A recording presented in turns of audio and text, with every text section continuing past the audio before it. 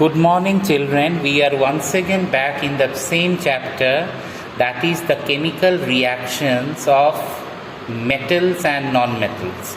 In the previous class, we had discussed the chemical reactions of metals. We have discussed till the chemical reaction of active metal with the metal salt of another compound. Okay. Now in this class, we are going to discuss the chemical reactions of metals with chlorine. So just remember a metal. Suppose we have a metal M. This metal M on reacting with Cl2, it forms MCl. Okay, that is, suppose I have active metals like sodium that is made to react with chlorine, we get NaCl. Now to balance it, we put a 2 over here, a 2 over here. Then we have magnesium plus Cl2, we get MgCl2. Suppose we have potassium plus Cl2, we get KCl. Zinc plus Cl2, we get ZnCl2.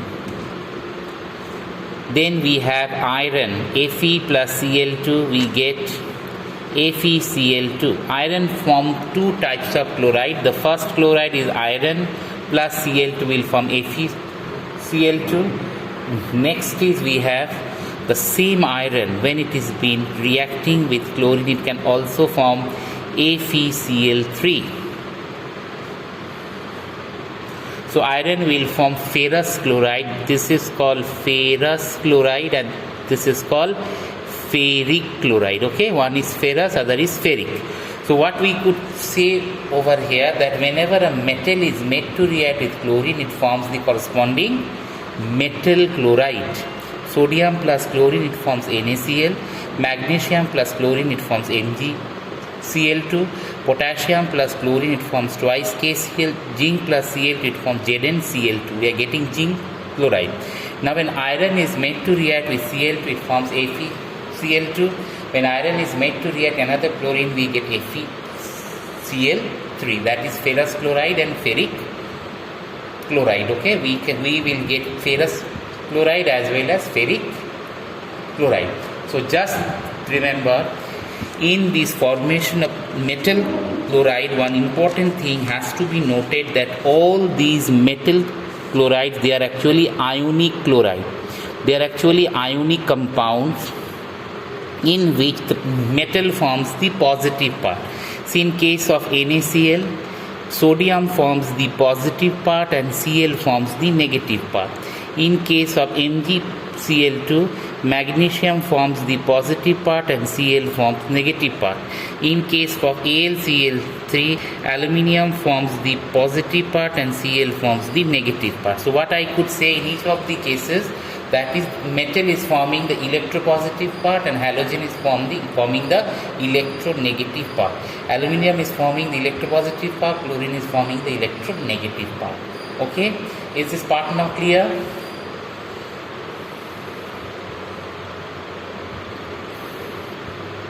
And that's why, see, as it forms this positive and negative chloride, they form as very good electrolytes. They form very good electrolytes.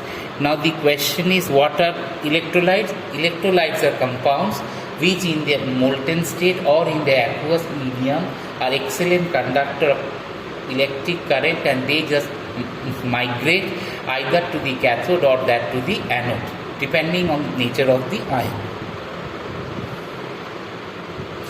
Now just remember that the sodium and potassium, they being highly reactive metal, they vigorously react in an environment of chlorine to form the corresponding metal chlorides. Okay. On the other hand, less active metals like zinc and magnesium, their reaction is not so vigorous. Their reaction is much less vigorous. After that, children, we are going to discuss next reaction, that is the chemical reactions of metals with that of hydrogen. Children, the next reaction we are going to start is the chemical reactions of metals with hydrogen. Now suppose I have metal A, this metal N Children, we are starting the chemical reactions of metals with hydrogen. So whenever a metal is made to react with hydrogen, just remember very few active metal they react with hydrogen. See, active metals like sodium, when sodium is made to react with hydrogen, it forms sodium hydride, NaH. Okay. Potassium reacts with hydrogen to form KH. Okay. Calcium also reacts with hydrogen to form CaH2.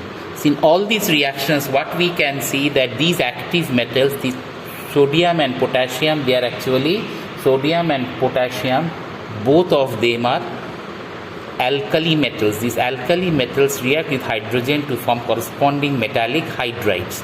Calcium is alkaline earth metal that react with hydrogen to form calcium hydride. In all these reactions, what we note down is that these reactions proceed in such a way that they form the corresponding metal hydrides. Now in this case, now what we know that hydrogen exists in the H minus ion, which is called as hydride ion, So if I take this metal hydrides NaH, it ionizes as Na plus H minus. So in this case, what we see, hydrogen, instead of forming a positive ion, it forms a negative ion, and this negative ion is called as hydride ion. Now we have potassium hydride, that on ionization forms potassium plus H minus. Here also it forms hydride ion. Okay, potassium hydride. On the other hand, see calcium on hydrolysis is calcium gives you calcium plus 2 ion plus 2 H minus. So in all these cases we get a hydride ion, that is hydrogen existing in the negative form. This calcium hydride is commercially called as hydrolith, and is one of the, I should say, raw materials for the production of hydrogen gas. Why? Because see, when sodium hydride is made to react with water, it forms NaOH plus hydrogen gas. Potassium hydride, on reacting with water, that gives us KOH plus hydrogen gas. Okay. On the other hand, see calcium hydride CaH2, on reacting with water, that forms calcium hydroxide CaOH whole twice plus hydrogen gas.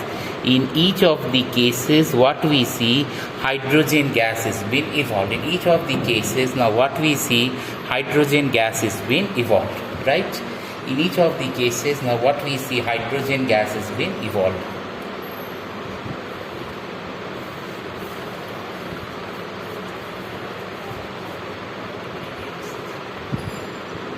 So sodium reacts with water to form sodium hydride plus hydrogen.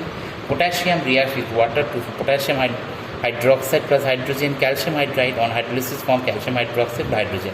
See, in all these cases, what we note down, that we get the corresponding hydroxide with the liberation of hydrogen gas. This actually proves that these hydrides on reaction will give you the corresponding hydroxide with the liberation of hydrogen gas. Okay. So that was about the chemical properties of metals. Okay children, after that we are starting the next part of the chapter, that is the chemical properties of non-metals. The chemical properties of non-metals. Now what we know in non-metals, they show the same type of reaction as metals, but some of the reactions are a bit different. The first one is the reaction with oxygen. So whenever a non-metal, Nm stands for a non-metal, that is made to react with oxygen, we get a non-metallic oxide. Okay, we get a non-metallic oxide. So in this case, you just see carbon. Carbon, when burnt in ample supply of oxygen, that is excess oxygen, we get carbon dioxide. When the same carbon is burnt in oxygen in limited supply, we get carbon monoxide. So when carbon is burnt in presence of oxygen, excess oxygen, we get carbon dioxide. When this carbon is burnt in limited of oxygen, we get carbon monoxide. Now another non-metal sulfur. Sulfur when burnt in presence of oxygen, we get sulfur dioxide. Now it can also form sulfur plus oxygen can also form sulfur trioxide. Okay, it can form sulfur trioxide. So both these oxides, so here I can say both these oxides are acidic in nature. So just remember, non-metallic oxides are acidic in nature, but in this case carbon monoxide is neutral in nature, but carbon dioxide is acidic in nature. So just remember that a non-metallic oxide is generally acidic in nature and metallic oxide generally basic in nature. So in this case carbon dioxide is acidic, sulfur dioxide acidic, sulfur trioxide acidic. Okay, all of them are actually forming acidic oxides. Okay, now how can I prove that these oxides are acidic in nature? Now when these acidic oxides are made to react with water, they will form the corresponding acid. So see, another oxide we have is phosphorus, that is made to react with oxygen, we get P2O5. That is, when phosphorus is made to react with 5 molecules of oxygen, we are getting P2O5. This is also a type of acidic oxide. Okay, now how to prove that these oxides are acidic in nature? To prove that these oxides are acidic in nature, what we do, suppose we have sulfur dioxide that is made to react with water, we get sulfuric acid. Now if that is sulfur trioxide, we are getting sulfuric acid. If that is sulfur dioxide is made to react with water, we get sulfurous acid, H2SO3. Now suppose we have carbon dioxide that is made to react with water, it forms H2CO3, carbonic acid. Okay, now this same compound P2O5, that is phosphorus pentoxide, when made to react with water, it forms H3PO4. In all these reactions, what we could see, that whenever a non-metallic oxide is made to react with water, it is forming corresponding acid. As it is forming a corresponding acid, that actually proves what? That actually proves that non-metallic oxides are acidic in nature. That is, whenever they are made to react with water, they will form the corresponding acid. In this case, it has formed this acid, sulfurous acid, sulfuric acid, carbonic acid and phosphoric acid according to the reaction. Understood?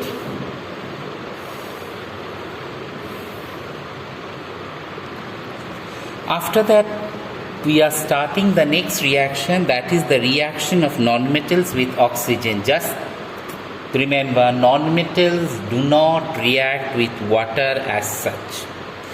As we have seen that metals react with water either in the steam form or in cold form to give hydrogen, but nonmetals, it is exceptional is that it does not react with water, it does not throw. So if I have carbon or sulfur or phosphorus, if I just react them with water, there would be just no change, no reaction will take place. That is, there is no reaction, it will just remain as it is. So I can say that nonmetals does not react with water, or they are inactive with cold or hot water.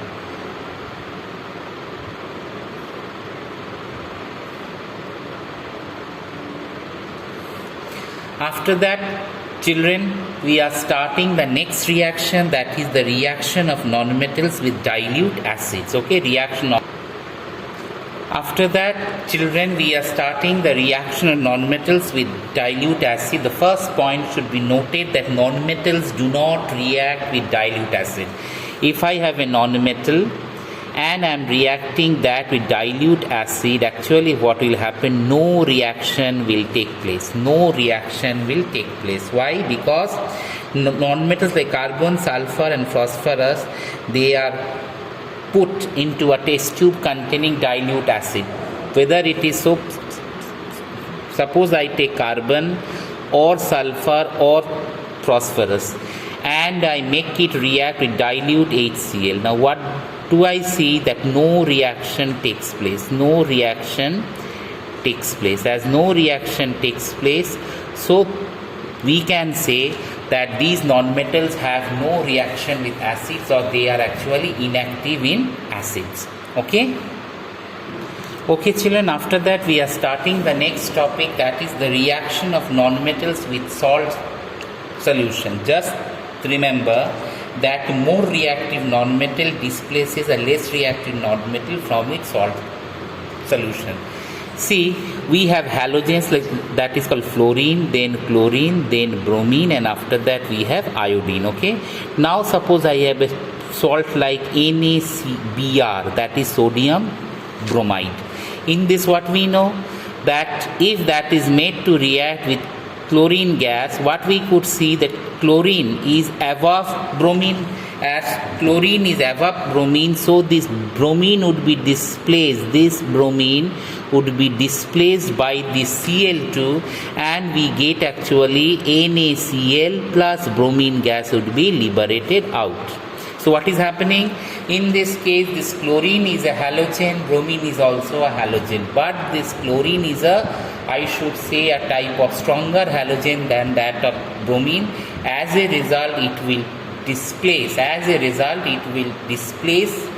the higher halogen from the lower one. So when we have NaBr is made to react with Cl2, we get NaCl plus Br2. That is, bromine gas has been liberated out. Okay. See, another reaction will make this concept much more clear. Suppose I had potassium iodide and I make it react with Br2. Now what do I see? That as bromine is much more reactive than iodine, that will displace the iodine and form KBr, and iodine gas would be left out. That will form KBr and iodine gas would be left out. So in this reaction, what we could understand, that iodine being much less reactive than bromine, or in a way I can say bromine being much more reactive displaces it and forms KBr plus iodine. Okay, in this way the reaction proceeds.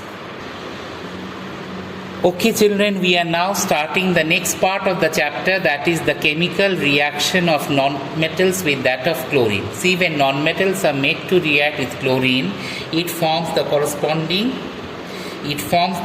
corresponding chloride. See, hydrogen gas, when hydrogen gas is made to react with chlorine, suppose I have hydrogen gas that is made to react with Cl2, I get twice HCl. That is, I get hydrogen chloride gas, which is a pure covalent compound, and this compound is called hydrogen chloride gas. When this hydrogen chloride gas is made to react with water, in presence of water, it actually forms hydrochloric acid.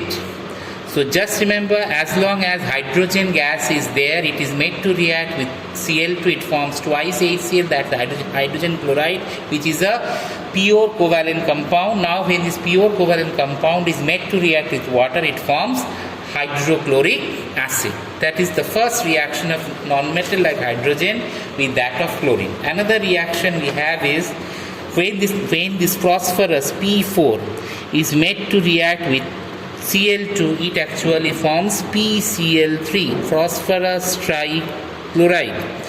That is, with 6Cl2 it forms 4Cl3, 4PCl3, which is also a covalent compound. Another reaction we have the same phosphorus, when made to react with Cl2, it forms PCl5. It forms PCl5. Okay, now both of them are purely covalent in nature. So just remember, non-metals generally form covalent compounds, metals generally form ionic compounds. Okay, non-metals generally form covalent compound, metals generally form ionic compounds. Okay. After that, children, we have the next type of reaction. that is the reaction of nonmetals with hydrogen. When nonmetals like hydrogen is made to react with sulfur, it forms H2S. H2S is hydrogen sulfide, which has a characteristic smell of rotten eggs. So this hydrogen sulfide has a characteristic smell of rotten eggs. Okay, now another non-metal, nitrogen, when it is made to react with hydrogen, it forms ammonia. It forms ammonia, right? When this nitrogen is made to react with hydrogen, it forms ammonia in the presence of iron powder as a catalyst, and temperature is 450 to 500 degrees Celsius and the pressure is 200 to 900 atmospheric pressure. We get ammonia that has a pungent smell. Okay, that has a pungent smell, and both this compound, that is H2S and ammonia, both of them are actually covalent in nature. So ultimately what I could see, that nonmetals, they react with chlorine, or nonmetals, they react with hydrogen to form covalent compounds. So that was all about the reactions of metals and nonmetals. The next part of the chapter about chemical bonding we will discuss later on. Thank you, children.